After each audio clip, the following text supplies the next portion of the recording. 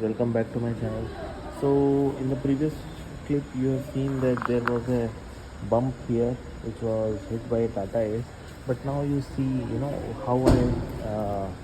how I figured it out later is that I saw a YouTube channel video on how to open the bonnet. There are four bolts, two here and two there, that side. Okay, and then I took out this uh, bumper.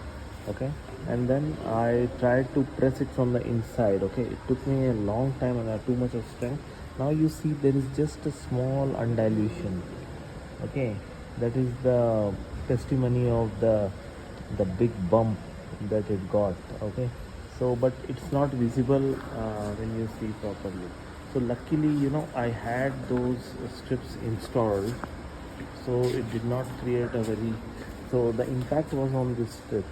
So what happened is that at the rear it did not did much damage, and also the body is very tough. This portion also was hit by an auto rickshaw wala here, so this came out, but then I kicked it, it went back inside.